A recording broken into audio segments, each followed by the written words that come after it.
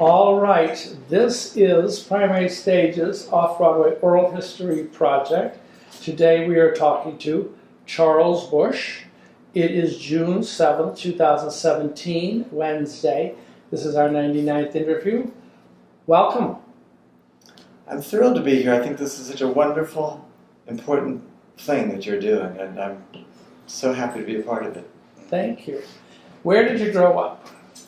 In New York City. I am as New York as you can get. I was born in the Klingenstein Pavilion at Mount Sinai Hospital, 1954, and I can't get out. There were a couple of years when I went to college where I was out of the city, but otherwise I've always been here, and it just seems that that's it for me. In the early years, where in New York City? Well, we first, when I was very, very young, we lived, I guess, Bronxville, something like that. And then when I was, I think, 5, we upscaled a bit and we moved to Hartsdale in Westchester. And I was there until I was 13. And then I moved into Manhattan because, I had kind of a traumatic early childhood because my mother died when I was 7, which I've come to believe is maybe the key moment of my life in a certain sense. It's so much reverberated from this one person's death, and interestingly, that my mother was, this almost pathologically shy, even somewhat agoraphobic person. And yet her death at 42 changed so many people's lives in the directions that we all went, and reverberated on and on. So I have 2 older sisters, and my father was a lot of fun, and not the most responsible person. He was kind of an eternal teenager, in fact, but he had showbiz aspirations. His great dream was to be an opera singer, and he had a nice, powerful baritone voice. But for whatever the reasons, it was not going to happen. But he always did summer stock and kind of the community theater version of opera. He would sing baritone roles with the Westchester Opera Guild, and that was sort of the first theater that I was exposed to, in a certain sense, was the opera, and the music isn't what got me. It was the extraordinary artifice, the enchantment of this artificial world, and particularly in these kind of amateurish opera companies where everything was painted on the backdrop, including the chorus.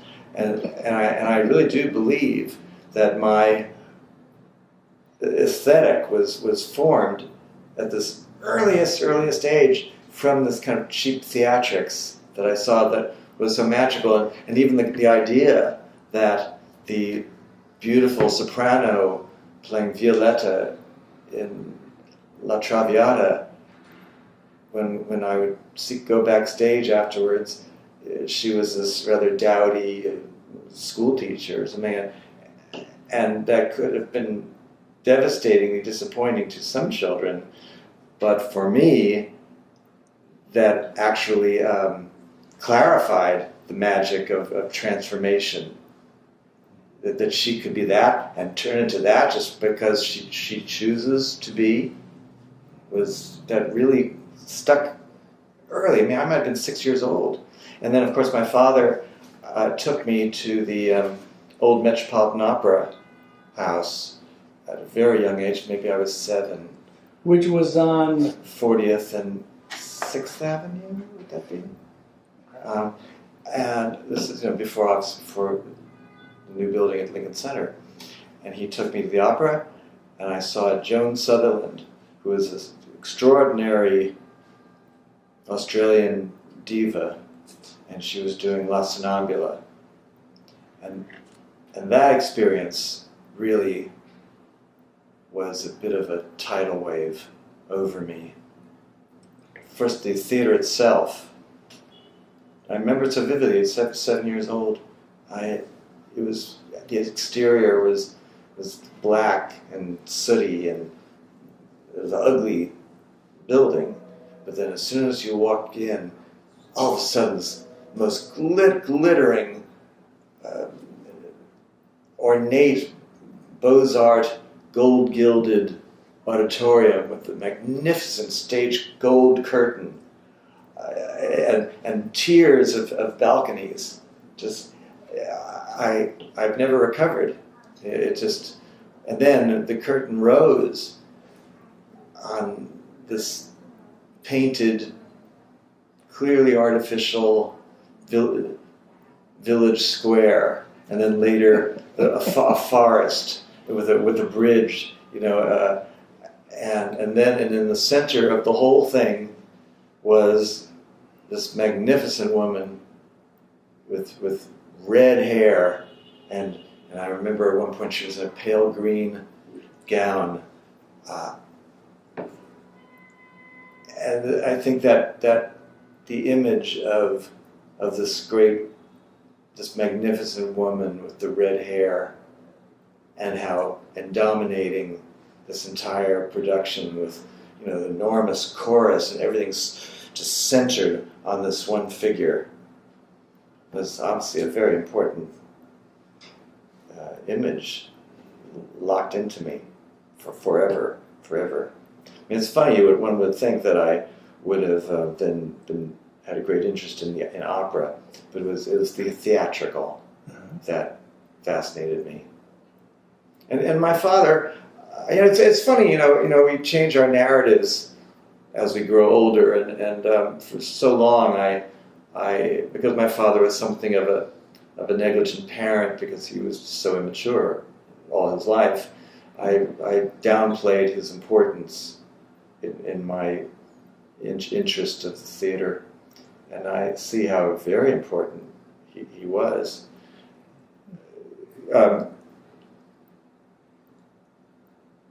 Sort of lost my train of thought, but taking to me the opera, and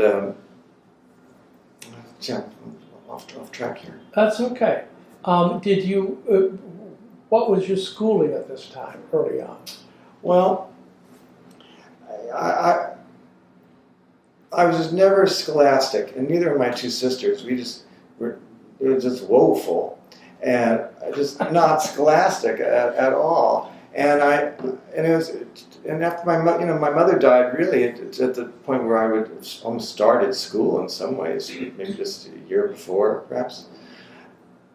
And I have a bit of a chip on my shoulder because I really, I think I was a rather unique child in a sense with a very sophisticated frame of reference. I think I was going to say, actually, was with my father, since he was kind of the baby of the family in a certain sense, whatever he wanted, we followed. So he's, whatever movie he wanted to go to, we would go. So at 1962, I'd be 8 years old, and we saw Judgment at Nuremberg, Whatever Happened to Baby Jane, Birdman of Alcatraz. We just wanted my sister and I wanted so much my father to think we were cool and not lose his interest. So whatever he wanted to do, we thought was marvelous. And so I think I turned out just fine seeing all those movies.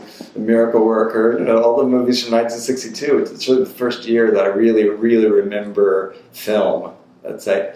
But anyway, so I was a very special kid, but I never received any attention in school. I would say, honestly, my entire academic career from kindergarten through college, I'd say there were 4 teachers who had any interest in me at all. Isn't that something? And what did they zero in on? Now, nothing. I was invisible. That was the thing. No encouragement. One might have even thought that, the little boy's mother died. Gee, little sympathy. Maybe give him a little extra attention. Maybe try to pull something out of him. Nope. No. And, I was in this Westchester school system, rather conservative, suburban school system. And I would... Public education. Yeah, public education. And I wasn't... I don't think I was naturally scholastic, but I was allowed to drift, put it that way. And lately, when I go back and I think about, as a kid, this little boy who was so ignored by these teachers, and yet on my own I was writing full-length plays at 10, 11 years old, full-length plays, screenplays, books to musicals, but nobody knew and particularly cared. Is that interesting? But you must have been reflecting some interests to the teachers, playwriting, or... They didn't ask. They didn't. They didn't ask. However, I was very, very lucky because my mother had 2 older sisters, my Aunt Belle and then my Aunt Lillian. And there was the personnel, the cast of characters kept shifting in our house in Westchester. We had this, after my mother's death, started this whole chain of tragedies, and over the next 2 years, death just was parked in our driveway. Both my aunts lost their husbands. My father's parents died. Our dog died. It was a traumatic thing for this child. In a way, you just didn't know who will be next. What age were you when your mother died? 7. So the next couple of years just was all these deaths, and so my Aunt Lillian, my mother's older sister, always was kind of in charge in a certain sense. She was a very brilliant woman, and she, when the middle sister, Aunt Belle's husband, died, Aunt Lillian came up with this idea that it would serve everybody's best interest if Aunt Belle moved in with us in Hartsdale. It made kind of sense that children don't have a mother, and Aunt Belle was desperately lonely and grieving her, and didn't want to return to her apartment in the Bronx, so that she'd move in with us. Unfortunately, my father kind of took that as even greater freedom and less responsibility than he had before. And it was kind of live-in housekeeper, and yet she was working full-time for the city. And we always had a string of wonderful housekeepers who live-in housekeepers. Particularly Beulah Baker was a great source of love to me during a lonely period. It was a very member of the wedding. Beulah was, I think she lived on a pickle farm in the South, and somehow ended up north, and she was a grandmother, but she had kind of a Butterfly McQueen kind of little voice, and so she seemed like she was more my age. And she didn't do much cleaning or anything, but I would often sit her down in the living room and with the dog, and she'd make sure the dog was paying attention, and then I'd sing, and I'd sing old Judy Garland songs for her. And it was a little weird thinking about that I'm singing "Rockabye Your Baby" with a Dixie melody to Beulah Baker, but she was just making sure that the dog was paying attention. We spent hours doing that. She taught Beulah, taught me how to set her wigs, and explained to me how we could put the curlers in and have the curls go up, or they could go under for a more dramatic look. That was very important, very important. But the big good thing was that Aunt Lillian, my mother's oldest sister, and she lived in New York City and in Murray Hill, and she, my mother's family had come from very poor Russian Jewish immigrant stock, and her parents came to this country via Ellis Island and settled in Cincinnati, and And Aunt Lillian, she got out of Cincinnati as soon as she could and came to New York in probably about 1930, reinvented herself as a rather chic New York lady, and she was her great.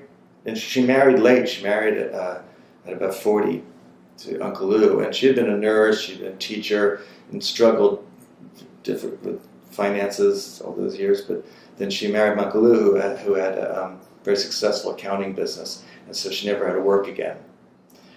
And her absolute devotion was to her younger sister and my mother, because she was 11 years older, so she was sort of my mother's sister, her mother in some ways, her best friend. Her focus was all during my mother's life was somehow to make her fragile sister's life easier. Tried to, and when she couldn't ultimately protect her from ultimately dropping dead suddenly, I would think it was probably a aortic aneurysm, I would suspect. But anyway, she then focused on, she always was focused on my mother's children, but she really was, full devotion to my sisters and me. And I was very, very fortunate to have her. So I was always spending almost every weekend with her all my life. Even when my mother was alive, to make things a little easier for my mother, I would often spend the weekend with my aunt, and she had no children, and Uncle Lou was still alive, and then he died during this whole rash of deaths. But she started taking me to the Broadway Theater in 1963, so I was 8, 9, let's say. This was after your mother's death. Yes, and my aunt, she was the kind of lady that whatever my interests would have been, she would have thrown herself into it. If I had been interested in rocket science, she would have done it. If I had been athletic, it would have been hard for her, but she would have sent me to, a baseball camp or something, whatever. But she was very fortunate that my interest in the arts corresponded with her own. And so, but it wouldn't have been necessary, as I said. But so we went to the theater all the time. She belonged to the Macy's Theater Club. And so we would, before the season began, we would get a list of all the shows opening that they had to offer, and we'd have to pick. And we had terrible luck. So basically, it was an 8-year-old, choosing the shows. So we didn't see Fiddler on the Roof, or we didn't see the big shows. We saw the flop shows that sounded kind of cool. But in some of those flop shows were very theatrical. I saw Baker Street, which was the Sherlock Holmes musical. Yes. I guess it was a very mediocre show. But I remember seeing these sets, and there was a big chase scene throughout London, and the set kept moving, and things and happening, and lots of scenery. So to me, that was great. First show we saw was a musical called Tavarich with Vivien Leigh. And I was very sophisticated 8-year-old, so I had seen Gone with the Wind already. So I was sodded with Vivien Leigh at 8 years old, and see her on stage. And I remember it as I remember these early shows amazingly as if through an adult perspective. It's not a child's eye view. I remember her entrance. She played an impoverished Russian exiled duchess and living in Paris, and she climbed in through the window, and just adorable. And her entrance in the big ballroom scene, where suddenly there she is in her full regalia. Yeah, and I think the second show we saw was Enter Laughing with Alan Arkin. That was his big break, and the set was a turntable with it had many different scenes, and it was how would you describe like sectioned off, and they would just sort of spin around, and you'd be the next little wedge, and that was so cool. But so we saw we saw so many wonderful things. We did see Hello Dolly. We were wise enough to catch that one. And of course we saw Maine, which was very meaningful because we were basically seeing our lives up there, Emily and I. So that was something. And Ethel Merman and Annie Get Your Gun, when she revived it in '66. I'm trying to think, it just sounds so many. Did you were still living in Westchester, and your aunt came up to live with Aunt you? Belle was living with us, and Aunt Belle was very unhappy because she was desperately lonely and grieving her husband and working full time in this big job in the city, and then having to come home and take care of all this responsibility because my father was out, screwing around with various, divorcees and parents without partners. And What was your father's job? My father had a record store in Yonkers. Yeah. So it was very unhappy. With Aunt Belle was unhappy. She got kind of, she was such a loving person, yet she got very kind of bitter. Just she was kind of exploited and unhappy. And I somehow was allowed to drift academically.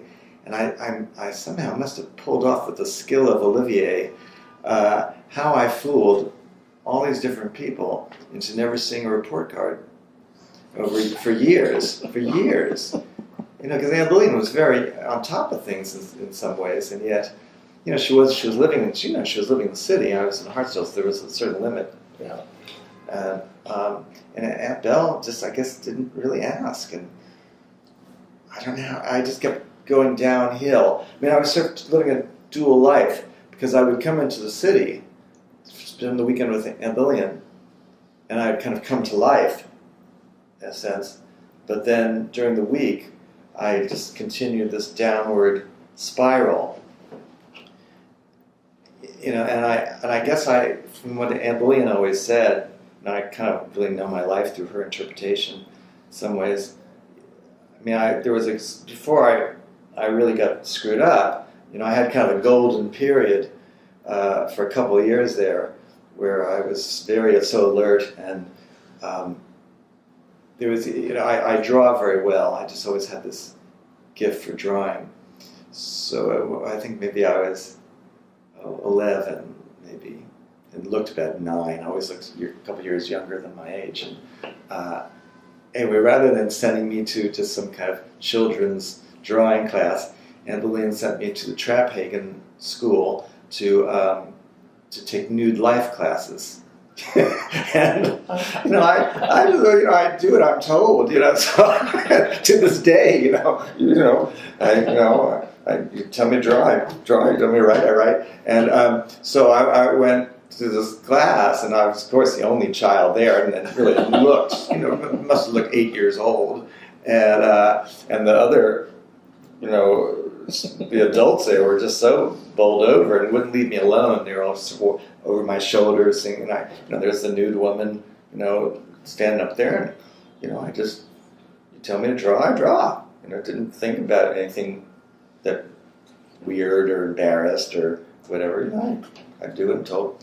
And the teacher finally had to tell the adults just to cool it and leave me alone and go back to their easels.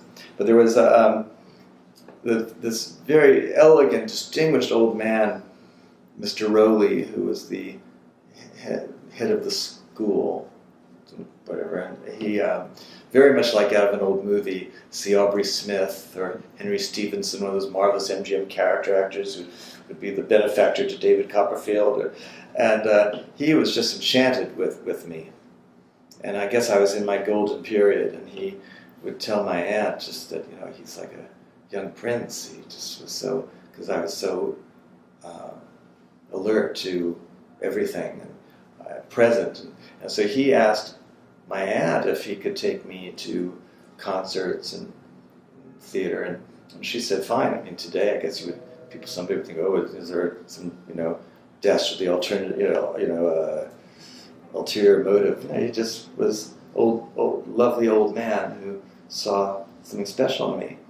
But then I remember he told Aunt Lillian at one point, because from what I told him, I must have given him some indication of the house of dark shadows that I was living in. And he told Aunt Lillian that he thought that okay, kind of shut up. So my past is so present in me, and I guess it's good that it helps me as an actor, and as an actor-writer, I write in the triggers. I know I'm very fortunate that way. I'm like a regular actor who has to hope that they have to somehow have method. I write into my plays the emotional triggers. So past and present are kind of one for me. But anyway, he said that he thought that I should be sent to private school or boarding school to get away from my family situation, because he thought that I was going to be ruined. About what age? 10, 11. About 10? 10, 11. And he saw it coming, I guess. Maybe, I don't know what I must have said to him. And so my aunt said to me, "Is this something you'd want to do?" And I said, no, I couldn't do that. I think that I was, as a somewhat effeminate gay child, I wasn't bullied that much, like comparatively, but enough that I would think that, oh, I'm not going to be exposed to a boarding school. So no, I said no, not to that. But it was interesting that this Mr. Rowley sensed so early that there was a problem. So then indeed there was problems. Then I somehow left there and stopped taking those classes. At one point, my aunt sent me to the neighborhood playhouse to take Saturday afternoon classes there. And that was fascinating. And there were things I learned at 12 that stayed with me ever since. Who was teaching? There was. I didn't even know that these people were so famous till many years later. The dance teacher was Dorothy Bird. She's one of the great Martha Graham dancers. I just thought she was some old lady. And then, but there was Alice Hermes, who was, I think, considered the grande dame of speech. Always, she was the first wife of Herbert Berghoff before Uta Hagen, and she taught standard stage speech, which is completely forgotten today, and it's a damn pity, I think.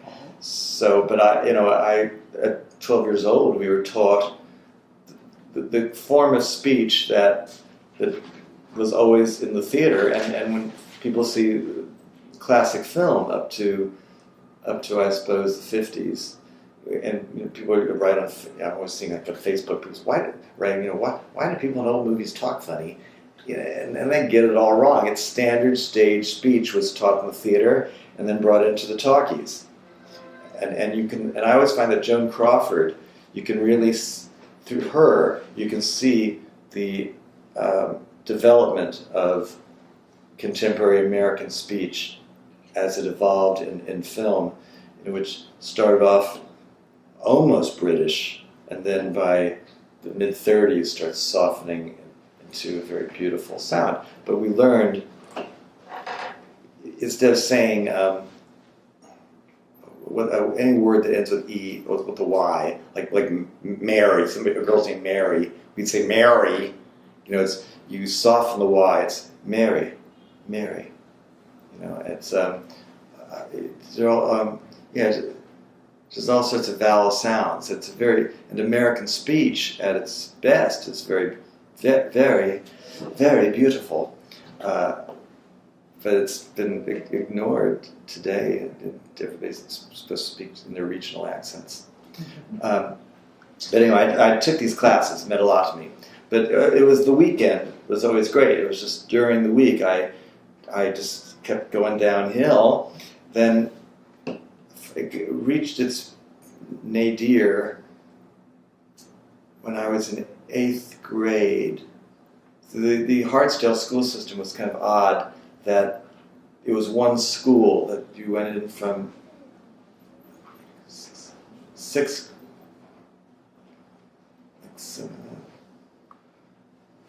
grade through 12 was one building. Okay. Yeah, so junior high and high school was in one building. So I just I got so lost into a world of fantasy and watching old movies and just into this kind of obsessive dream world, and was allowed, by these teachers to just drift. And it got to the point where finally Aunt Lillian came to Hartsdale to go to open a school day, parents' day. And she saw each one of my teachers, and every one of them just threw up their hands and just said, "Oh, he's absolutely doesn't even exist in the classroom." I wasn't rebellious either. I wasn't some wise ass kid. I just was just sitting in the back row, just not there. And each one said that I was going to be left back, and that I was going to flunking out. I was going to be left back a year. And she had no idea. I really had pulled a fast one. And then she confronted me and said, "Well, let me see your notebook." And I think that at that point, I just was sort of surrendering in a certain sense. I just, handed it to her. Then it was like out of The Shining. She opened up this notebook, and I had taken doodling to a place that has never been seen before. I mean, it was almost like Escher. I kind of wish that we still had it, because each page, there's not a single note about a subject, but each page was blue, solid blue with ink, of just faces within faces within faces, and paisley patterns. What is the 60s, mind you? And then I'd even taken it further, and when there was no more space to draw on the page, I would take my pen and then kind of cut out little pieces, and so it became lacework. And each thing was this fragile, kind of like outsider art, and it's page after page. And she just I feel like I can still see just a kind of shock that things had gone this way. She was 59 years old, and she stepped in, and she took on her great role.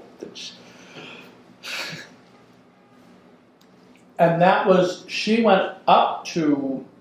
So she went up to Westchester. Was she at to this see point? the school. Yeah, she was still living down in Murray Hill. Yeah. So she, very in her kind of elegant but firm way, she went to the school principal, and she said that she proposed that if I moved into Manhattan just for the summer, where she could supervise me, and if I could pass these exams, would I then be able to progress to the 9th grade?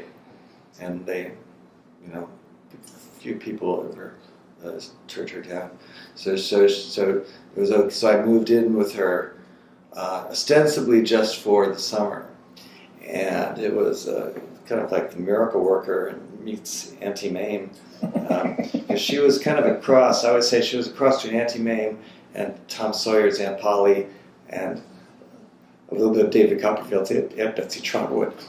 And she, I gave her a terrible, terrible time. I was so fucked up, I just was, so terrified hated where I'd been, terrified of the future, present, impossible, and I was not an easy, malleable subject. So, we would do my homework every night. I took these classes in Manhattan. It was near Orbeck, some sort of, school setup. And then we would do my homework every night. And it was just awful, because I just, literally, we would open up any book on biology or math or anything. I absolutely would just fall asleep within a second. It was almost narcoleptic. And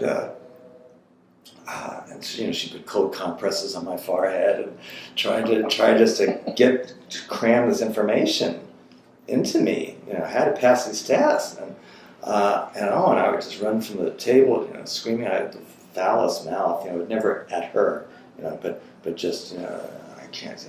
I'm gonna fucking throw myself out the window. I can't. And she persisted, and it was this extraordinary summer. And she used everything available to metaphorically and literally wake me up. I mean, it was an important summer. It was summer of 1968, a lot going on. Yeah. And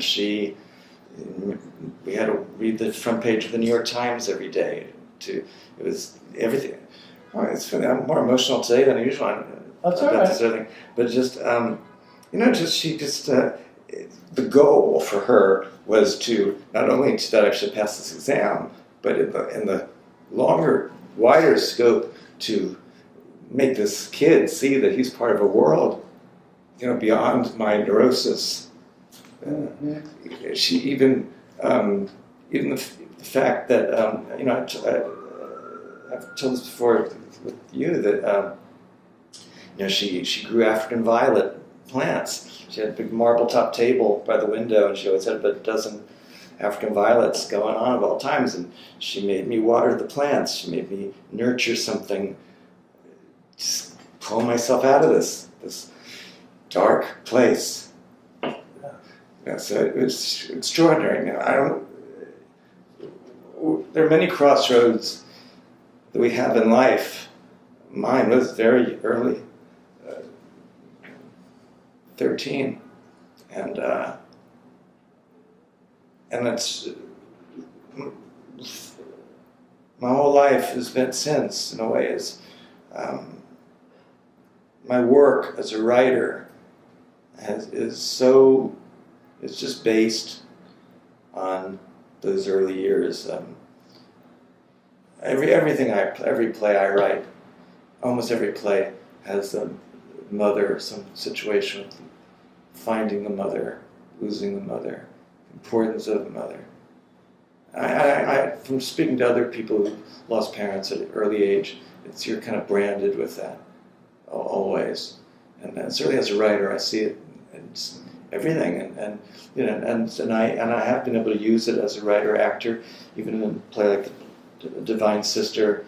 I had the scene where I find my lost mother, and it was a very emotional thing within the context of campy parody, movie parody. It was this very emotional scene, and it's kind of like picking at a scab every performance, but I did that on purpose. And I also, as a writer, I can gain a certain kind of cathartic thing for a moment.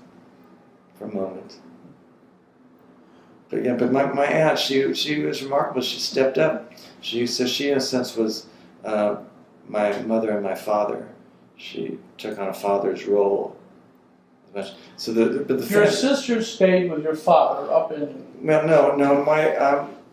My oldest sister is 10 years older than me, so she was out of the house, actually going to college when my mother died. So she was kind of out of the equation. Then my other sister Margaret is about. We keep changing our ages all the time. Sometimes we're twins, and sometimes because there at a certain point when there's a vast difference between 12 and 15. Right. And then suddenly, I think it's about 16 to 19. There's no difference anymore, and there's no conflict. And Margaret and I have never had a single argument in our entire adult lives ever. But anyway, those 3 years were very important. So when I moved off, I'm kind of jumping ahead. Just to finish the story. Is that so we did this summer, and then the thing was I didn't want to go back to my same school again, but it was so late in the day. It was we're told the summer school starts in September, and I don't quite understand what that seemed like private schools in Manhattan. That was somehow not an option. I don't quite know why that was, but the idea was that I should go to the High School of Music and Art as an art major. That was the thing that I drew so well. But you have to take a test to get in there, a drawing test, a year before, and this is already summertime. And my aunt had this rather eccentric Irish lawyer who just was, we were about to give up, and he didn't give up on it, and turned out that they decided to give a special exam to a handful of students.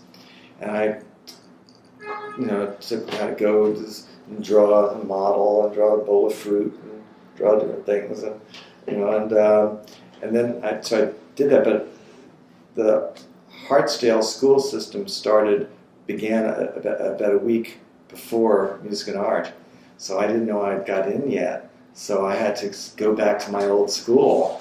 And I went back, and it was so horrible. And I think I even had some of the same teachers who'd failed me the first time. And it was so awful. And this was about 8th grade or 9th grade? Going into 9th grade, beginning of 9th grade. So I got in there, and I just stood in the back of the classroom. And I could almost feel sinking back. And that was maybe the single greatest moment of my life. I was sitting in the classroom, and some monitor came into the room and whispered to the teacher, and so there was a note for me. And all the kids were looking around, what note?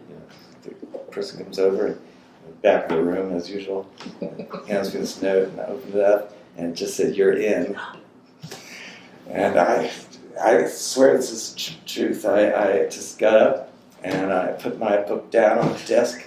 And I just got up and just walked out of the room, walked right, like Carrie. I just walked right out of the school, never went back. And end of chapter 1.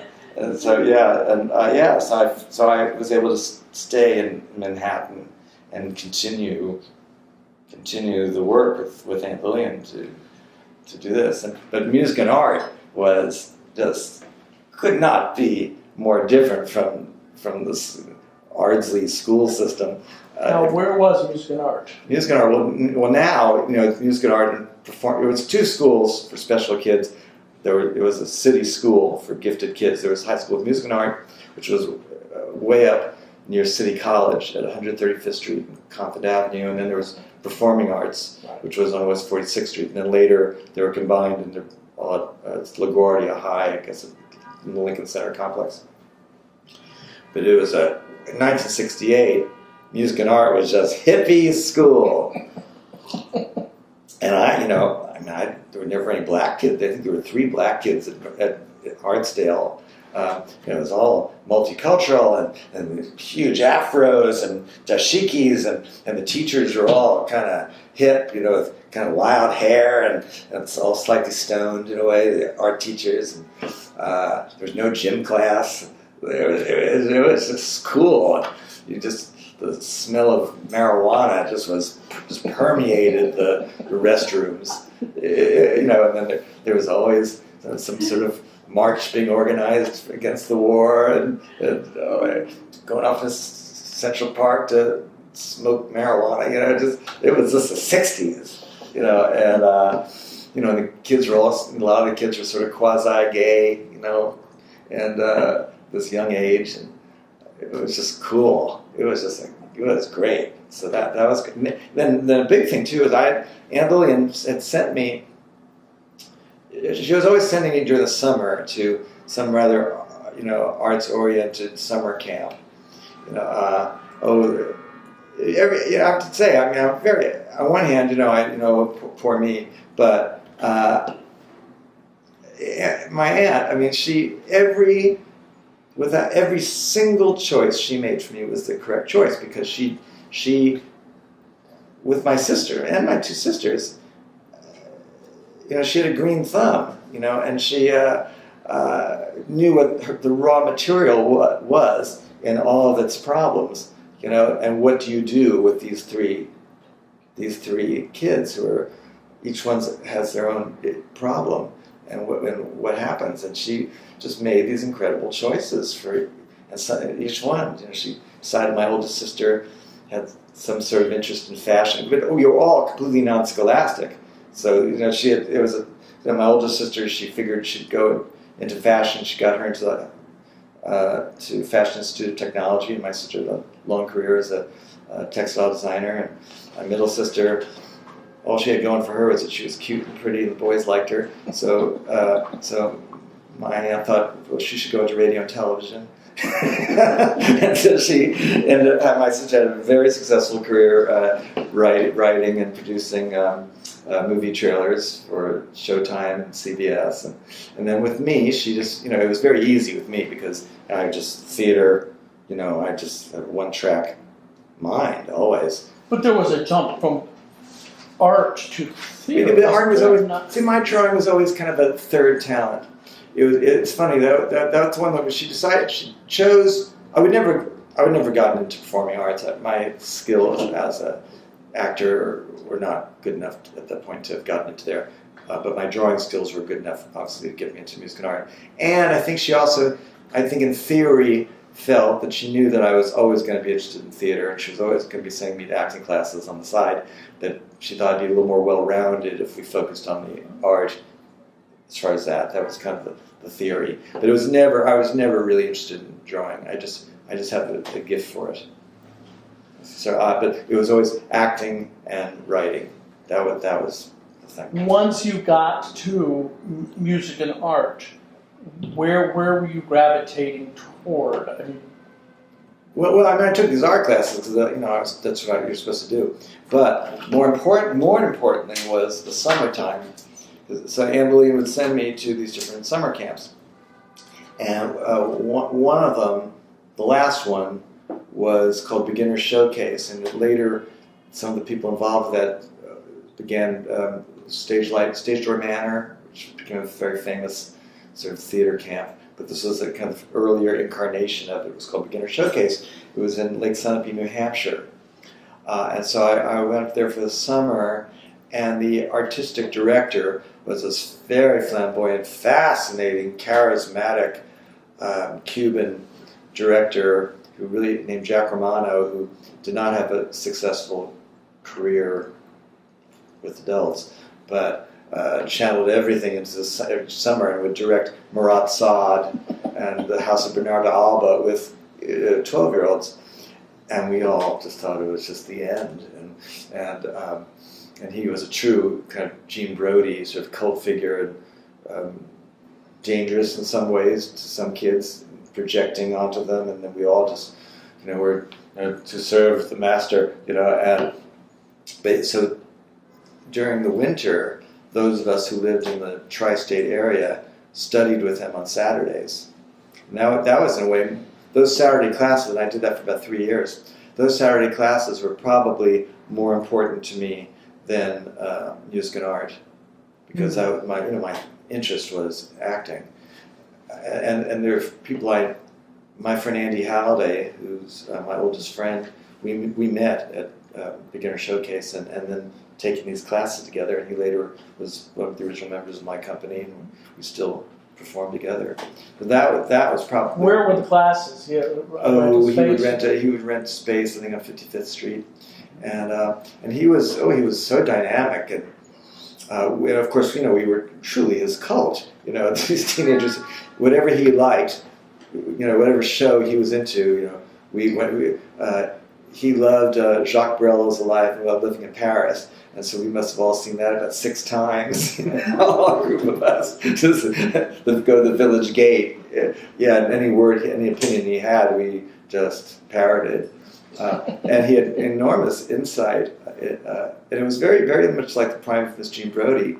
But I was not good, in the class. I've never really been able to truly, in any kind of class, really work out well. And even in the acting class, I was kind of recessive,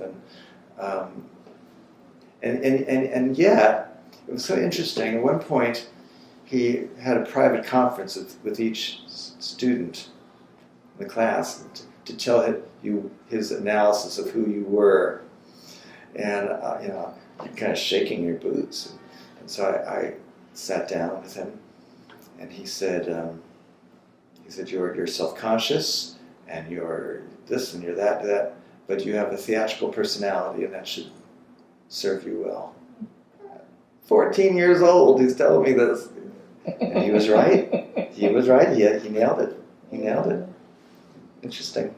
And he was a very unique person. How many summers? What were you? Well, I went to that place 2 summers, but then I studied with him maybe 3 years, 4 years. It was every Saturday, and it was long. It was a 6-hour class or something like that. It was all basically improv work. Yeah. Did you venture during that time, besides Jacques Barrel and the Village Gate, to other off-Broadway theaters by you? Well, I ventured. It's just the time was very different in the late 60s. I would sometimes, being a stage-struck kid in Manhattan was great. I would go to, after school sometimes, I would go to the Broadway theaters, go to the Winter Garden or the Palace, and I would go to the stage door and ask the stage doorman, could I just go on stage and sing? Yeah, today, what if, he's always going to steal something, he's going to trip and sue. Yeah, go on, kid. So I just go on the stage of the Winter Garden, and just belt out, be singing, The Man That Got Away. And we're having a ball. And I do remember one time I headed over to the Winter Garden to try out a couple new numbers. And the stage doorman was, I guess, on break or something, and nobody was there, so I just scooted in. And I wandered into the wing, and there were people on my stage. And I was this older woman with blonde hair. She was leotard tights and surrounded by a group of men. And I realized I was very sophisticated. I realized it was Ginger Rogers, and she was rehearsing for the London Company of Maine. So I sort of hid in the wing, and I just was watching the star at work. And then suddenly her head turned, and she saw me, and our eyes met. And she said, "Get out of here!" And I knew, that's a star. That's a star. Yeah, but I had an interesting experience. I'm jumping around a little bit, but it was very meaningful to me. I would often wait to see the stars up close afterwards, ever since I was a little kid. And sometimes I would ask for an autograph, and I'd throw it out as soon as I got home. I wanted to see them up close. I wanted to see Vivian Leigh. I wanted to see Julie Harris. I wanted to just see their faces, just be in their presence. Gwen Verdon. Didn't care. The autograph was just a vehicle to be close to them. So when I saw the prime of Miss Jean Brodie with Zoe Caldwell, and so I guess that was 67, so I was 13. And I went to a matinee, and things were just very, very different back then. And I got backstage, and I was so bowled over by this performance, this bigger-than-life theatrical performance that Zoe Caldwell gave as Jean Brodie, and it was like seeing Sarah Bernhardt. And this bigger-than-life style and this intensity and charisma. And so I found her dressing room, and she was sitting by herself in the dressing room, and somehow seeming in my memory, it seemed like I was there for quite a while, and she was so kind to me, and I said, I want to be an actor. And she held my face, and she said, "You have the face of an actor. Of course it means nothing." But she was just wonderful with me, and then I sort of vowed at that point that someday she would see me on stage, and she would think I was talented. So then fade out, fade in. Years go by, the calendar turns the pages. 1991, I was doing this play, Red Scare on Sunset, at the WPA Theater. And I was doing the play, and some young kid who was an admirer of mine was directing productions of my plays at his college in Florida, I think it was. Anyway, he wrote me a letter and said, Zoe Caldwell taught a seminar, and she said she has heard of you. And I said, well, give me her address. So I wrote her this letter. I met you when I was 13 years old, and blah blah blah. So I'm sitting in my kitchen, and the phone rings. And this is Zoe Caldwell. Oh my God! I'm coming to your play, but I won't tell you when. I said, you better not tell me when. Well, so I'm doing the show one night, and it was real, comedy, and it was a very dull audience. And when I was quite young, I was of the mistaken belief that if you had a quiet audience, you just push harder, and occasionally you could almost bulldoze an audience to go in with you, against their will, And so this particularly dead house, I was just wild, pandering to try to get out. Oh, just terrible, to very little effect. Show's over, and the house manager says, "There's a Zoe Caldwell here." Oh no! And she comes backstage, this small woman, all black coal all over her eyes, and the rest of the cast, this was before Masterclass, so there was a number of years where she was not active, and they didn't really know who she was. So this rather eccentric little woman, comes over and she says to me, she holds my face again, and she says, "You're so beautiful, but you are mugging and you are pushing, and you're much better than that. Don't you ever do that again." Oh, she just lit into me, and the rest of the cast was like, "Who the hell is this wacky dame saying this to Charles?" And I was like, "Yes, ma'am. Yes, ma'am." And at one point she did a rather cruel impersonation of what I was doing, and this is lit into it very specifically, just ever do that, And then suddenly she fled, and off she went into the night. And I will tell you, to my credit, I absolutely thought if Zoe Caldwell cares enough to come backstage and to lecture me, when easily she didn't have to come backstage at all, or it would have been very easy to say, "I enjoyed it, good luck to you, honey," but that she would take that time to do that. I said, "I better damn well listen." And it started me on a 30-year, and I'm still on it, journey of simplifying, of being truthful, simplifying, and doing comedy, but the more, and I found that with an audience that's chilly, be more real, don't push it, don't, just find a way in. Just the more real you are, the more honest you are, that's the ticket. I saw her again, the final coda. Then over the years, I would run into her, and sometimes she'd say, "Oh, I can't believe I said that. I had such a cheek, And my husband Robert, he would say, "How could you say that to him?"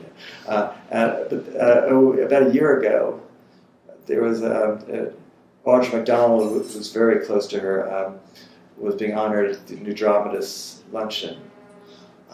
In this enormous ballroom, and Zoe was there because she's so close to Audra, and I heard that she was there, and I found her during the break, and she's in not the best health, and she was sitting by herself, and we had a wonderful, wonderful moment, and I reminded her yet again of the circumstances, and I said to her, I just got to thank you that you've started me on this journey to the truth.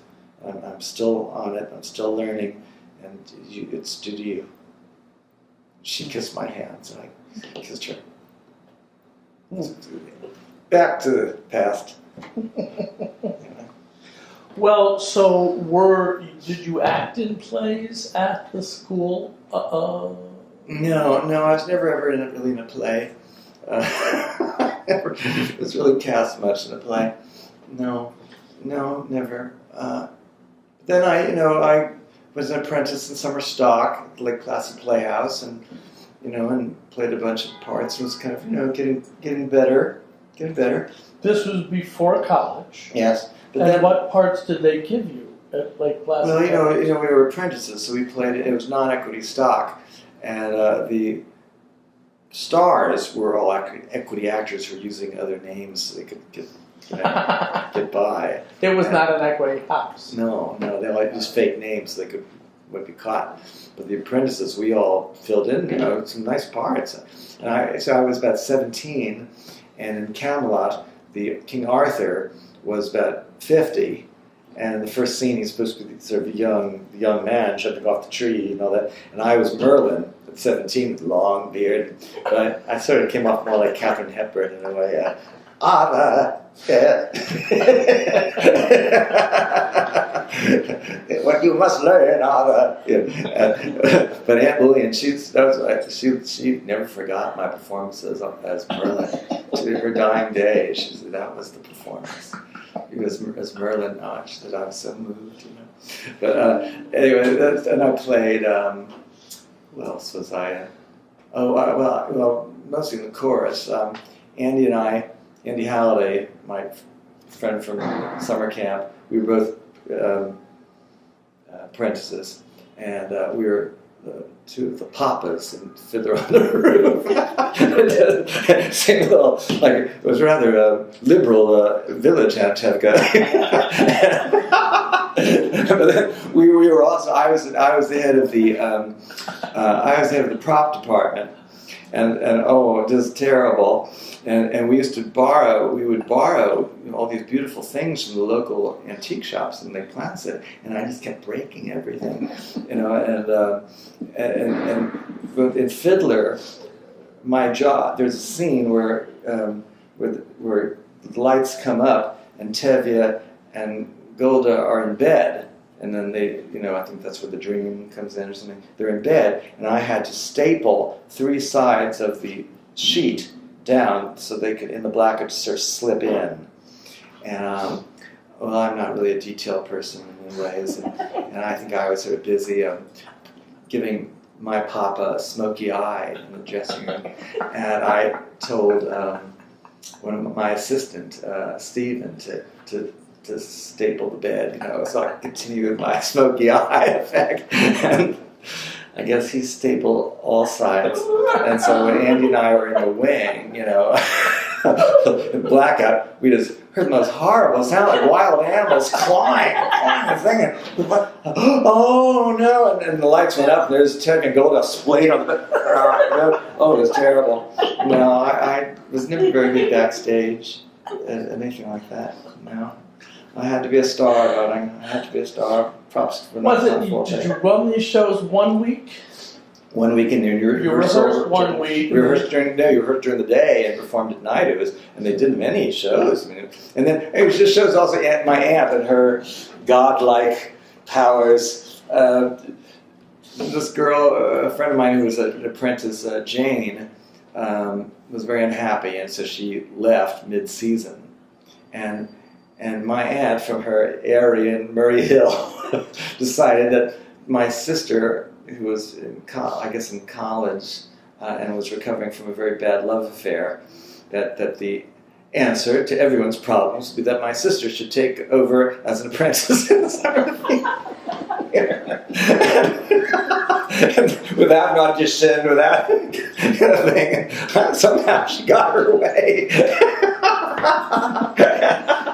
And my sister arrived, at Lake Placid Playhouse. And my sister was a very good actress without any training, just very talented and pretty. And so she got some nice parts. And that was something that we really bonded when we were together, because we fought like the Dickens when we were young, and then somehow there we were, and suddenly there was no age difference, and we bonded together as the two of us in summer stock together, and we just bonded as adults, and have never, as I said, never had a crossword in I don't know, maybe 50 years.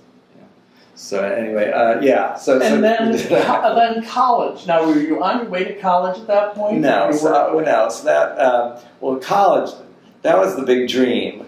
Was that somehow I was going to be able to get to college? That didn't seem like the most. At some certain point, I was not really college material, because even with all of Aunt Lillian's help, and often her writing the term paper herself at a certain point,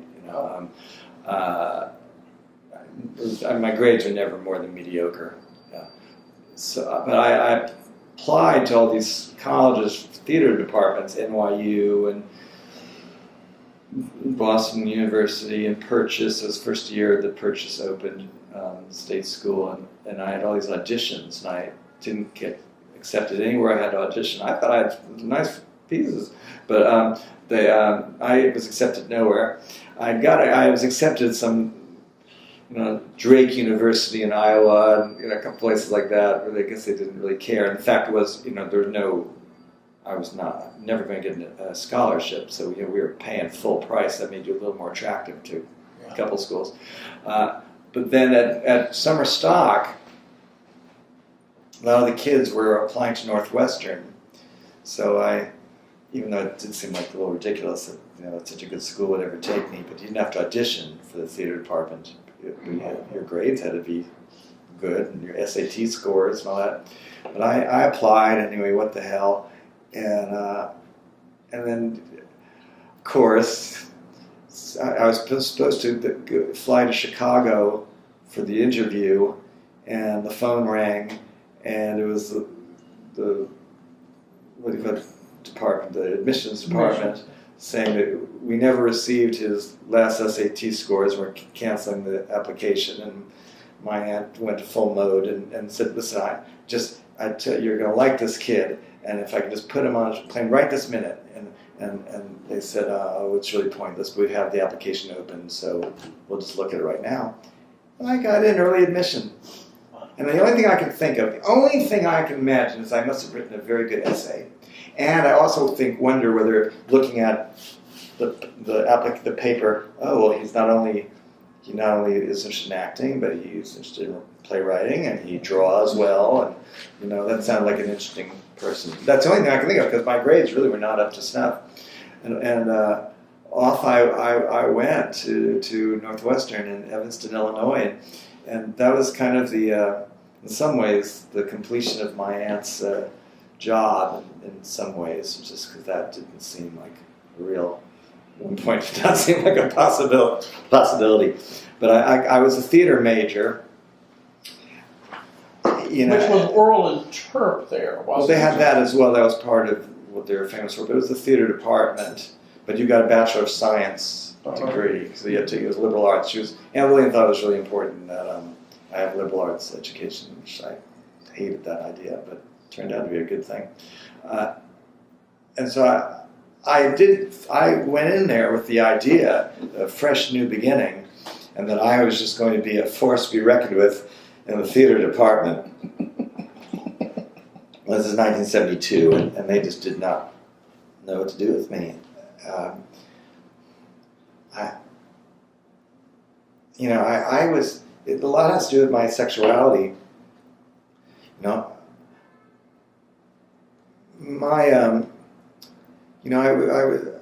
really was kind of like in almost a depression for 7 years after my mother died, in a certain sense, and I had all these psychosomatic kind of symptoms. I never could quite breathe. I was always having this like the Vicks inhaler and addicted to chapstick and taking Tums. I was popping Tums like every other minute, because I never really felt very good. I was just kind of nauseous. But that's like signs of depression, I think, which we didn't really. I had a therapist years later who was sort of quizzed me on the whole thing, and that I was sort of the sickly child. He said, "But did you ever go to a doctor?" "No." I said, "Well, my aunt seemed to think that I had hepatitis at one point." "Well, did you turn yellow?" "No." I didn't feel well. But then suddenly, at about the age of 16, suddenly, it seems to me in my memory that almost overnight, I went from being kind of Oliver Twist waif to being cute mod teenager, and having men following me down the street and pinching me on the subway, and suddenly the world went from black and white to Technicolor, and I suddenly felt good, and I never felt nauseous and weird and all that, and so I somehow I never talked about coming out gay. I was sexualized, and being a sexual being. That was such a wonderful thing for me. And so then I got to Northwestern. It had only been a couple of years where I suddenly liked being me, and enjoying being me. And of course, it was very much Stanislavski, method approach in acting class, using yourself. But there were no gay roles. There was no Pryor in Angels of America or anything. it was very hard for me, almost impossible for me to take this leap into working on a scene of Biff and Death of the Salesman and use myself. I just couldn't make the gay leap into the thing, and it was just very, very hard. I remember I did in Shakespeare class. I did a monologue. I did Cleopatra. When she talks about Antony's death, his legs bestrid the ocean, and I thought I did that awfully well. Although I was kind of influenced by Anna Magnani, which was a little offbeat. But anyway, but now this is where the off-Broadway comes into the picture. I was just never cast ever in a university show. I just was never cast. And I have a very pragmatic nature, and it might possibly be, several things. Number one, going to the theater since I was 7 and seeing the theater, but also I was trained. My aunt trained me in this rather brutal self-assessment. Maybe because she was so afraid of me falling into kind of fantasy world or illusion. And a big theme of hers was to just try to really always kind of analyze your motives. And are you, is this a fantasy? Is this ego gratification? Is whatever, just really analyze your motives and everything. And I was really raised that way, and to this day it's very important to me. So I had this pragmatic nature, and I would be very disappointed when I was not cast as a juvenile. And then part of me would think, oh, I'd cast him too. That boy, it's simpler. He's more right for that part. I'm too androgynous. I'm too eccentric, and I would cast him also. But what do I do? Where do I fit in? And it did seem to me that if I'm not being cast in university theater, I'm gonna have a hard time with it in the real world. It's kind of a microcosm.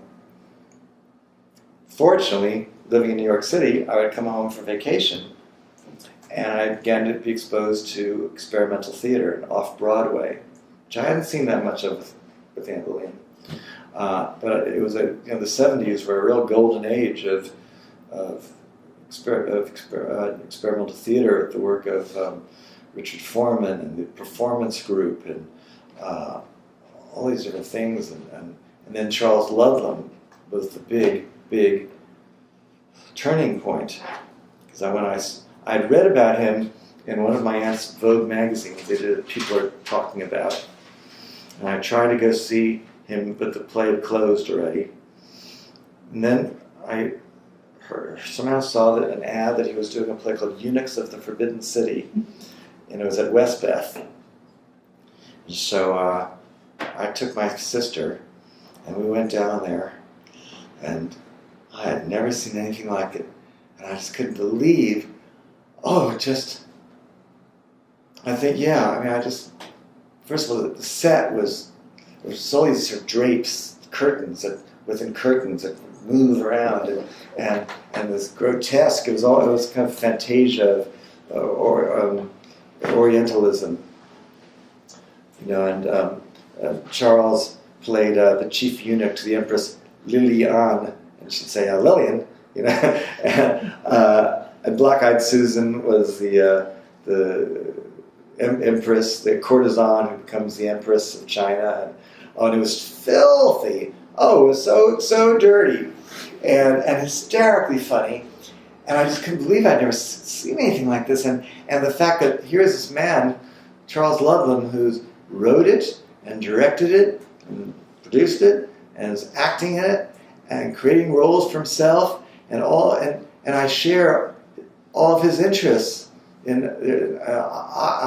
grand opera and 19th century melodrama and Hollywood film, and then these are characters. Some of the characters are in drag, and I was so aware of my own androgynous nature, and the fact that I, with my college roommate, who was turned into my best friend at the time, Ed, I would entertain him with. I always had this ear for impersonation, and that I could do Betty Davis and Garbo and all these people and entertain Ed, and create sort of echt movie dialogue for his entertainment. But there's Charles Ludlam doing that on stage in this marvelous way that has like almost a classical feel to it. And it was just an extraordinary revelation. And with Ludlam and all the other artists that I saw, Jeff Weiss was a big impression on me, was the idea that you didn't have to wait to be cast, that you could create your own theatrical world. I mean, how extraordinary was that revelation? Yeah, and that changed everything from that moment. Was that after the first year of Northwestern or the second Yes, about the first year. And then I went away junior year. I had to get out of there for a while, so I saw a notice on the bulletin board to study the arts in Copenhagen. And so I went off to Copenhagen for 4 months and just had a wild time. How was that? Oh, I had a wild time. People sometimes say that they have nightmares where I show up for a final examination, and I've never been to the class. Well, that was my reality. Well, fortunately, you took 5 courses. In America, you only take 4 courses a semester. So if I failed 2, I really was still up 3. And it was studying English courses taught by Danish instructors in English, and we learned it was history of Scandinavian painting and the history of Scandinavian ballet, and Scandinavian literature, and part of the deal was that you were supposed to live with a Danish family. Not working that for me, but then the very fine print, it said there was another option, that you could live in an international dorm. And so I opted for that. And there was only one other American student in this international dorm, who was this very flamboyant black queen named Garrett, who only referred to himself as the diva. And everybody just called him just the diva. That was his name. And he seems like he'd been there a few months before me, because he knew his way around. And he took me under his wing, and he was going to teach me how to be a diva. And so, we got me all, I think we had very long hair, and we tinted it to auburn, and found me this 1940s woman's mink coat that I wore over jeans and boots. And it was the 70s, honey. It was fabulous looking. And we would show up together, at the top of the stairs at Madame Arthur's disco. And later the bartender, one of the bartenders said to me, "Everyone's talking about the new American bitch." That was me! I was the new American bitch. So I was totally Sally Bowles. I was just Sally Bowles for 4 months, and I just had a ball, and it was just great, and it was important. It was very important, getting confidence in myself just as a personality. Everything, but everything in a theatrical career, it's my theatrical career, everything adds up. Everything's a part. Even those 4 months in Copenhagen kind of added to my confidence in my own personality. So it's you can't really say, oh, well, that was a waste of 4 months. I got back to Northwestern, and I thought of, I'd always written. It's odd that I didn't think of being a playwright, because I was writing full-length plays at 11 years old, and they were rather movie-based. I wrote a play that was kind of half The Heiress. I loved that movie, and Heiress and Barrett's of Wimpole Street kind of put together. It was basically that play. But, I was always writing, but the idea was just to be an actor, be up there, be an actor was my obsession. And so, since I was not very encouraged at Northwestern, and fortunately, I had a teacher, David Downs, who was my acting teacher there, and I know I kind of drove him a little crazy, because I never got up in class, really, except maybe once a semester. In a certain sense, he should have probably kicked me out of class, but he let me stay. But I started writing more. In Northwestern, I was there doing very bad 4 years, it was a great school before I got there, and it was a great school after I left. They totally revamped the whole department. They built a new complex, and it's a great, great school now. But the 4 years I was there, Albina was she had been gone already. She had been gone. She was this Alvina Krauss, of course. Should we say a little bit that was when people think of Northwestern as a great school, theater school, and it's because of the work of this genius teacher, Alvina Krauss, and her students were Charlton Heston and Patricia Neal and Paula Prentice and just everybody who was famous. They were her. She had a great cult around her, and she got kicked out of at 65. There was kind of a coup, and there was a young teacher there, Robert Schneiderman, who basically got her retired, and they got rid of her. And even when that was years before I arrived, but still there was the ghost of Alvina Krauss. She was alive still, but just the Krauss faction and the Schneiderman. And Schneiderman, I think, was the head of the department by the time I got there.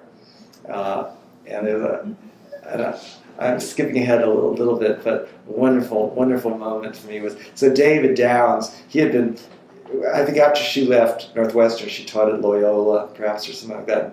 And so my teacher, David, as a young man, studied with her and just worshipped her.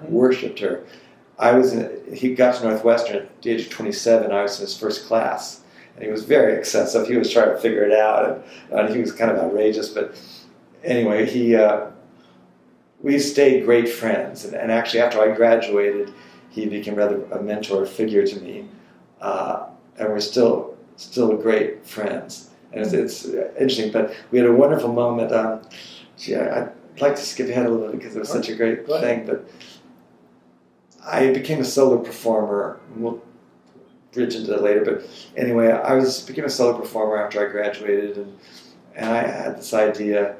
I had written a new solo piece, multi-character piece, and I called David at Northwestern, Dave Downs, and I said, "Would you direct me in this solo piece?" And he said, "Fine." So I went out to Chicago. I was there for about a month, and we worked on this together. And then when we finished it, we did a performance for the students of this piece, and some of the faculty came, including this Dr. Schneiderman, the head of the department. And afterwards, I was standing there, and he said, "I don't think he meant it." I don't know how he meant it, but he said to Dave, he said, "Well, that was a very David Downs performance," and David said it was an Alvina Krauss performance. I could just die. I mean, that's the greatest compliment that he could ever say. And wow, since I've been such a flop, Anyway, so that's skipping ahead. But they won. I think maybe it was junior year when I got back from Copenhagen. I was able to take one playwriting class, one semester that you took with this very nice guy, Lee Van Dyke, who's my Facebook friend now. And but it was not really much of a class. Just, people wrote a little scene and then everybody dish it. That was basically the class. But for one semester. But I took that, and then I started writing this play. I wrote this very downbeat sort of Lanford Wilson type realistic play with a marvelous role for myself as a young man working in a shop, and it was just downbeat. And I worked on it so hard, and I just cut it up in a million pieces and put it back together and learned so much just working this thing. And the English department had a contest, and you could win a big prize, $500 or something, prize. But you had to be an English major. So I tried to pull a fast one, and I said that I was trying to get a dual major or something like that. And I submitted my play, and I won. And then they realized I wasn't actually English major, and they had to rescind the prize. Not terrible, but it was certainly encouraging. So then, I'm saying a lot of stuff. Senior year, I started putting on plays. There was no real setup to do original work at Northwestern. Now there is, but not back then. There wasn't. And I started putting on little plays with my best friend Ed, in the dorm, in the lounge of the dorm. So, and I wrote this very kind of outrageous, campy one-act play called Sister Act. This was way before the movie. And it was about a traveling freak show, and it was in the Ludlam mode. And there was I think it had a cast of maybe 7. And I wrote the 2 leads for my roommate Ed and I, and we were a pair of Siamese twin showgirls. That was our act in the freak show, Hester and Esther. And I guess it was I didn't realize how it was probably autobiographical, because Ed and I were so tight, and people thought of us as just like one being. Chuck and Ed, people called me Chuck back then. So we were going to do this play, just for, in the dorm, in the lounge, on a Sunday afternoon. But then I knew this guy, Scott Blakeman, who was a student, a little bit older than me, who ran the Midnight Madness movie series in the Student Union Auditorium.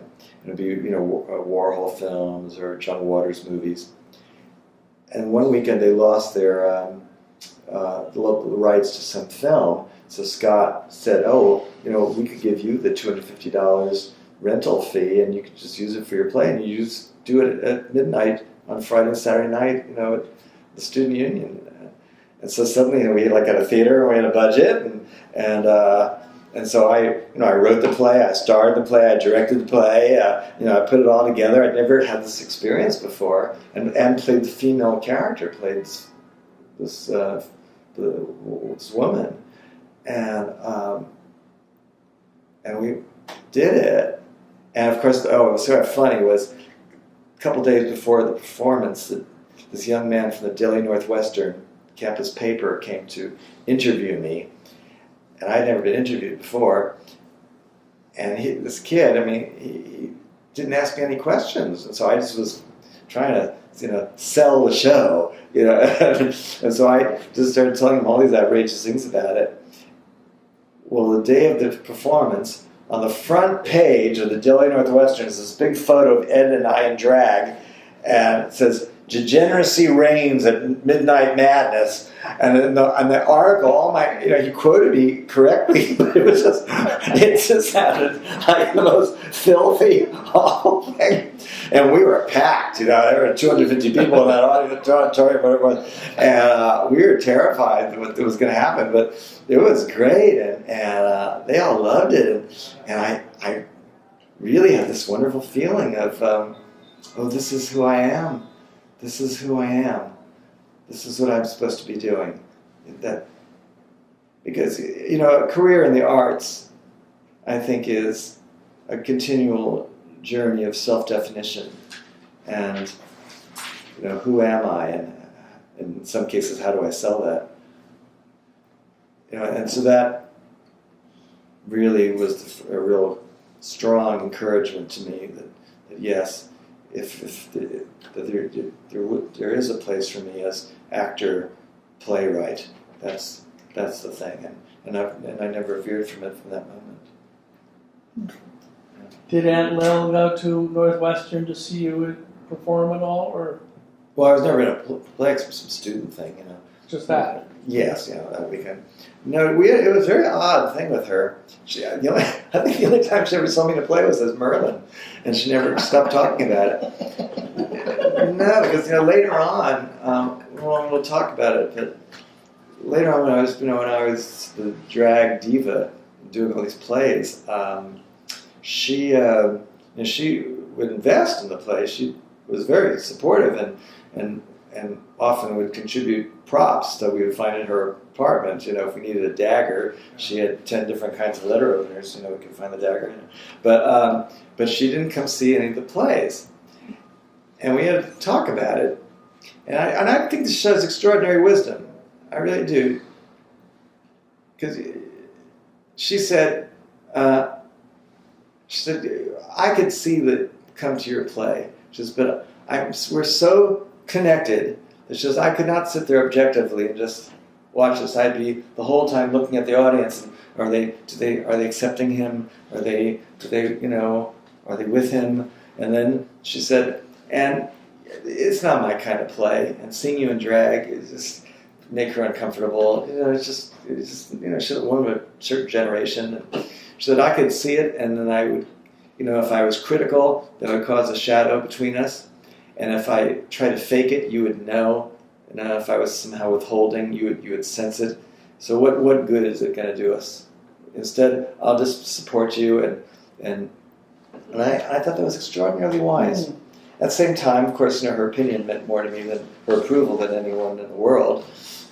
There was one performance where I was doing a play, The Lady in Question, down at the Orpheum Theater, and my sister and my aunt and I had lunch down there before the show, and I showed her the front of house and all that, and then they left, and suddenly during the show, I thought, oh, I bet they without telling me, my sister brought her in, and I was so self-conscious, I just ruined, the whole show was just ruined for me. The whole time I was just thinking, what's she thinking of this, what's she thinking of that, and it turned out she wasn't there at all, and I thought, I never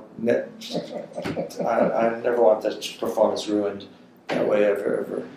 So it was odd. Some people didn't really understand. They thought it was eccentric of her, but I thought it was wise. Mm-hmm. And was this was mostly now Aunt Lil, right? Yeah. Not Belle. No, Aunt Belle we sold after they kept the Aunt Lillian owned the house that we lived in, that my father lived in. My father, if we're really flip back, just in a nutshell, he remarried his second wife when I was about 11 or something, and she had 4 troubled children, and she was a nice lady. I don't know why we were so awful to her. It turned out she was a nice lady and cool, but we were terrible to her. Not to her face, but anyway, my father went to live with her in another town with her 4 troubled children, and he knew the answer, but he, in a perfunctory way, said to me, well, if you'd like to live with us. I said, no.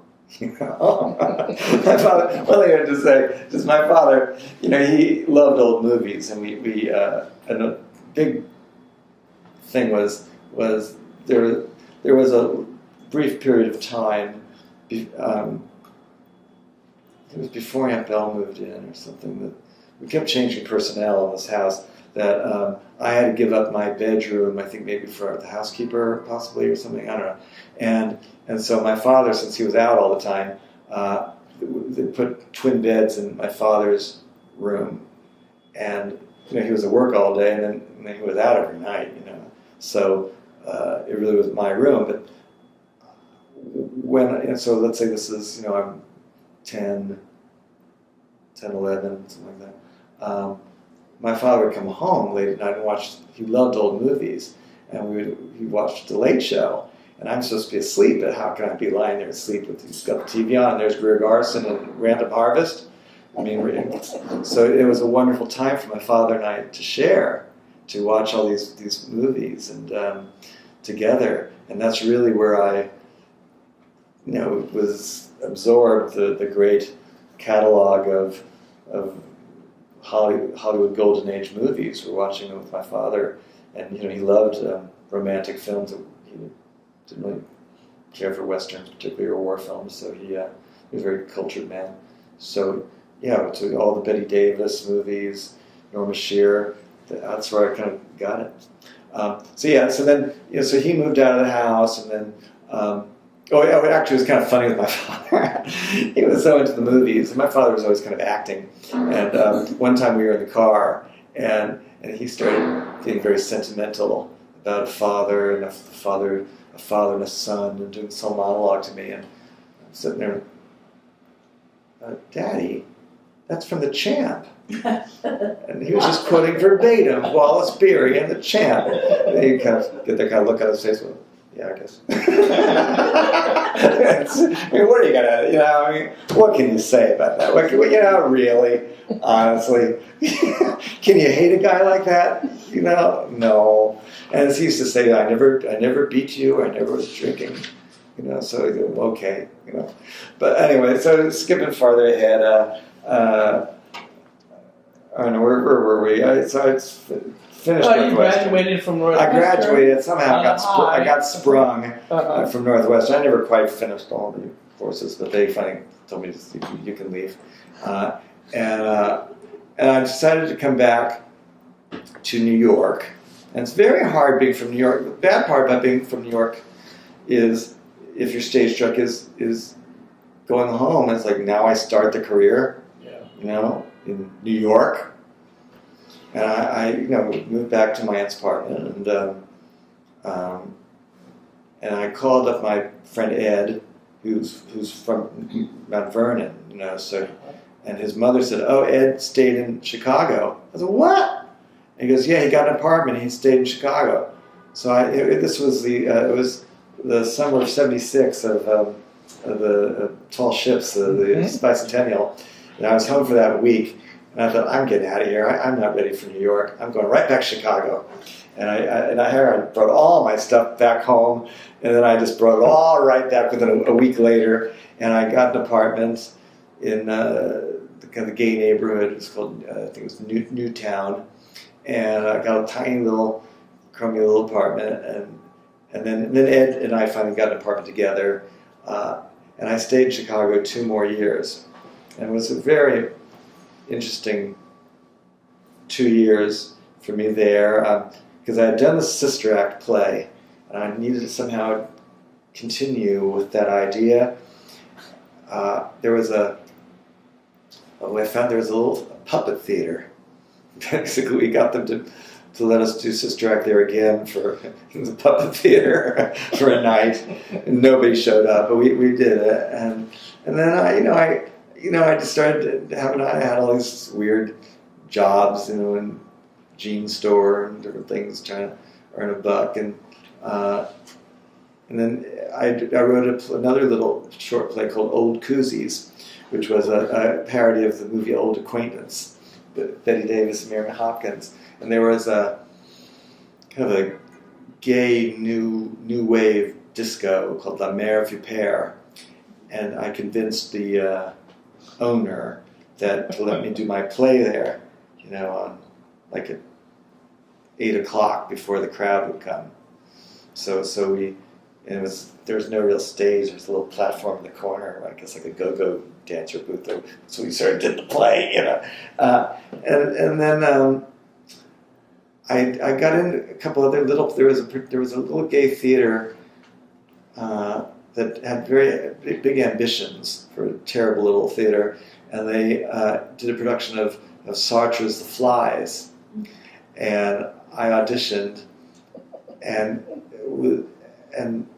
got cast as Orestes in The Flies, but it was kind of a sex-oriented theater company, because they put The Flies isn't particularly a sexy play, but the artistic director and his lover, who sort of did the costumes, we put us all in these sort of homemade G-strings, and I had a little tunic on, and I was being very Zoe Caldwell or Sarah Bernhardt, and I would turn my back to the audience to exhort, to raise my hands to the gods, and my little tunic would rise over my ass, and then the audience go, whoa, oh, oh my God,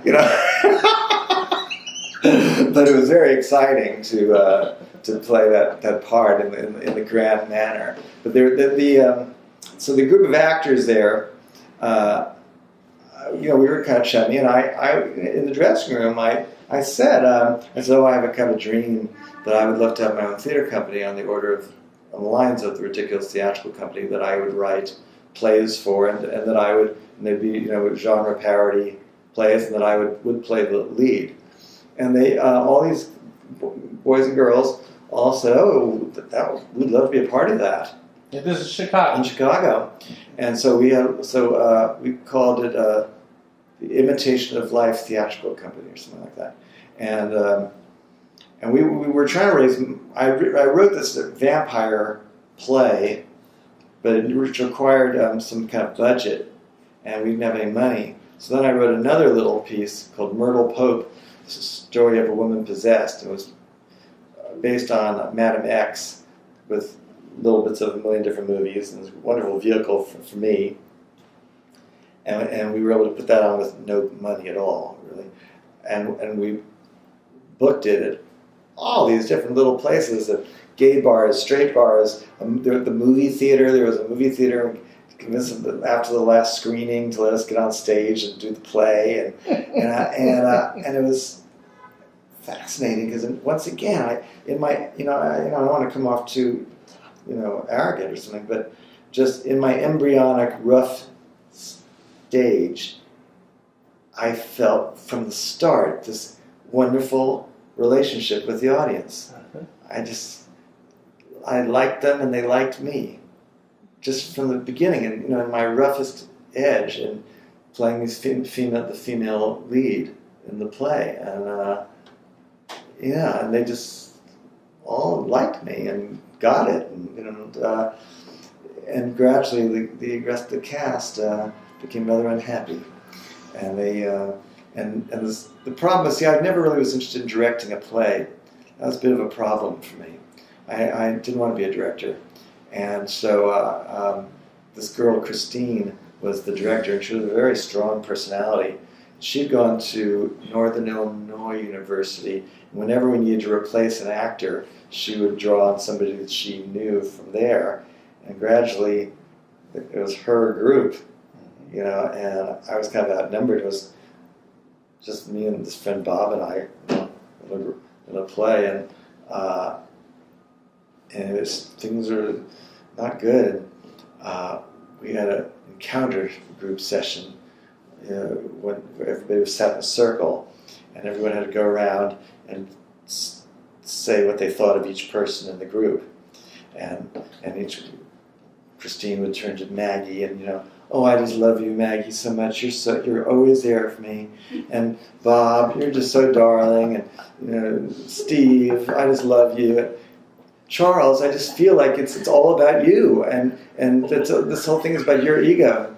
Next one goes around Maggie. Oh, Christina, I just love you. But Charles, it was so horrible. I just sat there. And just didn't say anything. Then I turned to my one ally. And I said, I think this is the end. And I kind of had enough of Chicago. I thought at a certain point, now I'm ready to come back home and really, really focus on this thing. And I had written a play for the group, another little piece called Hollywood Confidential, which was kind of a pastiche of every movie about Hollywood. Star is Born and Bad and Beautiful and everything. I was so, I felt so betrayed by this group of people who just, really betrayed me, really, basically. I thought, okay, well, I'll just be a solo performer, and I'll take that play, and I'll just play all the parts myself, and it'll be better than those rotten actors. So none of whom I believe ever worked again, if I recall. I was holding them back, you see. So I get very Joan Crawford got it all. So I turned it into a solo play, playing all the characters. And at Northwestern, we had the big part of their program was part of interpretation, which was the theatricalization of non-dramatic material and oral interp. Yeah. And there were wonderful techniques that their great teachers had come up with, and of playing multiple characters. And if you were doing a scene from a play and playing all the characters, where you would change your focus for each character, so it became very clear to the audience that whenever you're looking this way, you're that person, this way you're that one. So I used their techniques, and then came up with some of my own to make them really like a play. And I did that for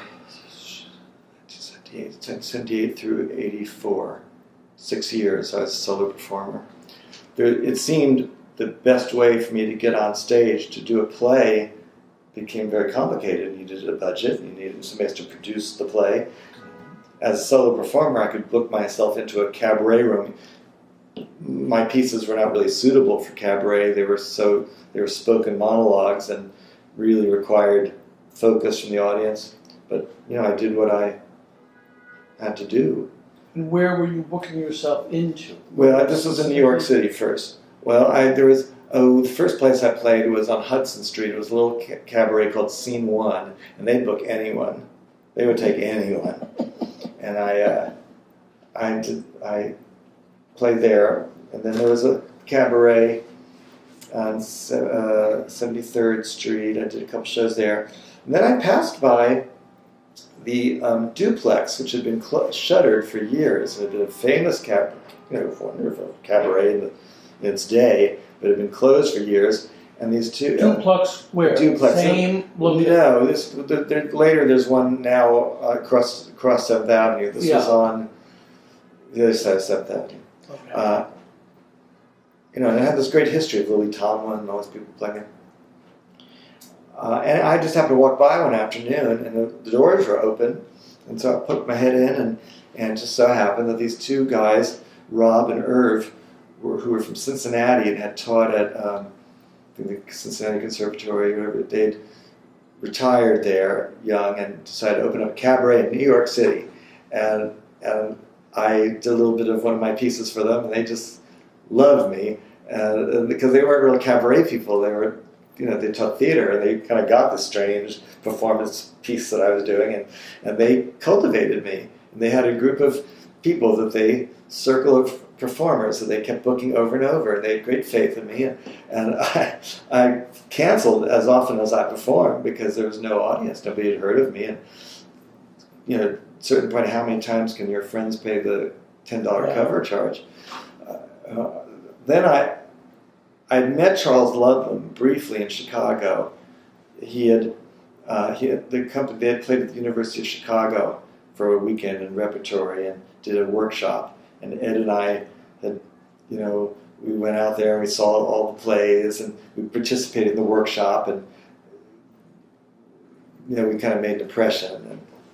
And the youngest member of their company, George Osterman, who was much younger than Charles and the rest, he kind of liked us and said, "Oh, why don't you? It's our closing night. Why don't you hook on and come with us to the cast party at this rich lady's house?" And I ended up spending the night in their hotel rooms, and so I kind of had met Ludlam.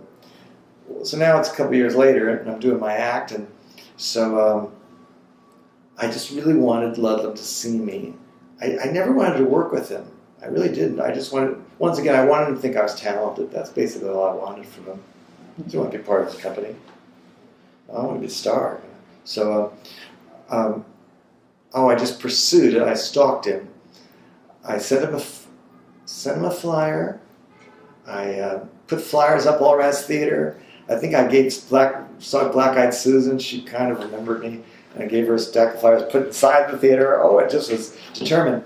Then, and it didn't seem to work. It did work. No, it did work. And then he showed up. He came, but he didn't come back afterwards. And I was so disappointed. Then I see a flyer that he's going to receive an award from the New York Academy of Comedy, Arts, and Sciences, whatever that is, an award, the Charlie Award. And so I convinced my sister to go with me, and we go to this award show at, I don't know where it was, the Village Gate or something, and there's Charles and Everett. So I go over, and I said, Charles Busch, I know you were at my show the other night. And he said, "Oh yes, it was marvelous. We just never go back. I'm sort of shy, and we're chatting." He said, "So what's next for you?" I said, "Well, nothing really." And he said, "Oh well, we're in repertory over at One Sheridan Square. You should do your show as a midnight show at our theater on weekends." Oh my gosh, yes. He goes, "Oh yes, October. You could start October 15th." So, well, thank you so much. Oh my gosh! So I'm working on it, and get it all together, and now it's about October 7th or so. So I kind of need to figure out tech rehearsal or something. So I go over. He's playing Camille, and I go backstage afterwards, and I said, remember me? I said, so, I guess I open next weekend, and I just thought we could talk about is there a tech rehearsal? I think you should call Kathy Smith, our manager. So next day I call her up and I go to see her, and she said, Charles should never ever have said that to you. We don't have the money to do that. We've run through our grant, and there's no way we can do it. I said, it's in the listings, and I was on the Joe Franklin show, and I gotta do it. And so I'm sorry. I said, look, don't. I'll staff the whole theater. I'll have somebody run the lights. I'll have somebody run the box office. Just let me use the stage. She said, all right. If you do all that, and she says, I'll tell you what, we'll put one line in our Village Voice ad. It's this tiny little line, very bad thing. So I did. So I got my, Andy ran the box office and Ed ran the lights, and so I was there. What show were you doing now? I was doing Hollywood Confidential. Hollywood Confidential, okay. And so I was at his theater, and nobody really came because nobody heard of me. So, but I was there for about a month of weekends, and the Advocate, the gay magazine, reviewed me for the first time. They started a relationship with them that was very, very helpful in connecting me to my gay audience for a number of years. They really kind of supported me. And it was good to be, even though I had very small houses, I was at least in the same place for a couple weekends for people to sort of see me. And then I, this is kind of interesting. Where we'll go a few more minutes and we'll take a break. Yeah, because I'm still only 21 years old. So I will finish the Ludlam thing. Well, so I'm in his orbit, and I was rather intimidating. He was a rather intimidating person. He was rather grand and very serious. And this is 83, 80... No, 78. 78. Oh, 78. Okay, 78. sorry. Yeah. And, I was just very intimidated by him. He was very serious and pontificated and all this. And I get this phone call one afternoon that this girl who was playing a very small part in Bluebeard, because they were in repertory, playing Hecate, the goddess of hell, had to leave town immediately, death in the family or something, and would I go on that night as Hecate? And it really was just a handful of lines toward the end of the play. And I had such cheek. I said to Charles, because I hated her costume, it was so stupid. I said, "Could I come up with my own costume?" He goes, "Yeah, whatever, just be there tonight." So I put together this costume, this long wig, and I was very glamorous, Hecate, and a bustier that I just happened to have, and a skirt and big platform shoes, and I bought a piece of red tulle and made this big tulle thing, and I had a 10-minute rehearsal with the stage manager. And next thing I know, it's toward the end of the play, I'm in the wings, and there's my idol, and he was mesmerizing with his cobalt eyes, and he's Bluebeard, and he's evoking the goddess of hell, and then this whole stage is filling up with smoke, with dry ice, and suddenly I appear, and it was my idol, and I, with no rehearsal, but I decided to play Hecate basically as Melina McCurry. So I was using sort of a bit of an accent, and Bluebeard, come to me, Bluebeard, and I was kind of marvelous. And then afterwards, people were coming up to me and saying, the Ludlam cult was saying, "Oh, you're wonderful! Oh, that was so exciting!" And Charles said, "It's very, very good, honey, but you really gotta be bigger. You need to be louder and bigger." And so, of course. Next night, I thought I was trying to do it loud, but I was also trying to hold on to my characterization, Melina McCurry. So, come, move it. After his, once again, just, oh, you're so great. You really should be a member of the company. One of them said, honey, you got to be bigger. You got to be bigger. I said, yes, sir. Next night, I tried, but I was still holding on to my character. We get off stage, and he just pulls me and said, who the fuck do you think you are? Just, I had egg all over my face. Who the fuck do you think you are? And, oh my God, I just, my idol, I just couldn't believe it. They would say this, and then, I didn't know what to think, and, then, part of the arrogant monster in me was thinking, well, is he a little bit jealous that, like that awful girl who's playing the role, that I'm so marvelous, and I was still actually living at home. I was living with my aunt still, I'd come back to New York thinking, like, with a fantasy, I'll be there for about a month at Aunt Lillian's, and then I'll find some marvelous cheap apartment in the village, and probably some wonderful little part-time job, 2 years later, I'm still living with her, and she said, you're the man who came to dinner. So anyway, so I'm still living there, and I'm telling her all about it. And she says, you just do what he says. He's the boss, and if he tells you, you've got to do what he tells you to do. He's giving you a chance to perform at his theater. So the next night, I was like, and he said, oh, much better, honey, much better. I never got another compliment from anybody ever again. But years later, when I had my own company, and I don't know whether it was a circumstance or something, but it took me years to understand that an actor can be very good, but totally wrong for the play. And what I was doing may have been interesting, but my role, this small role, I came at the peak of the play, and it's reaching a climax, and I had to take it up higher. The goddess of hell comes on. You can't go da-da-da.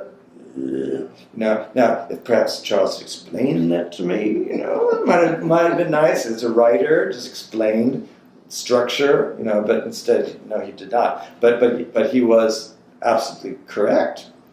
So, interesting lesson to learn. But that did kind of get it out of my system that I don't think I ever wanted to work with him again. And then he started playing tricks on me on stage, too. I guess, I was this little, little thing, and one night we were doing the scene, and then he grabbed me and he just pulled my whole bustier down.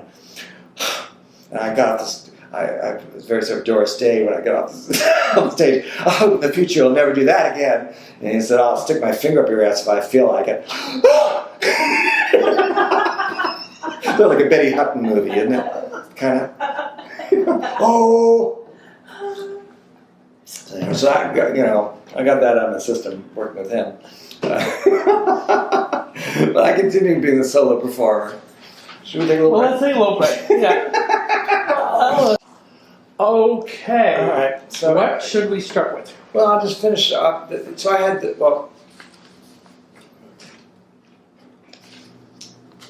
Chopstick. Yeah. So still hooked on it. That's been going.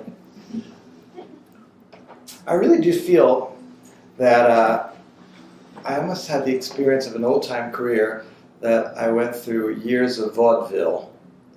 From 78 to 84. Should we stop it with the phone? Is there a phone ringing? Yeah, just stop for 1 second because I'm concerned about something.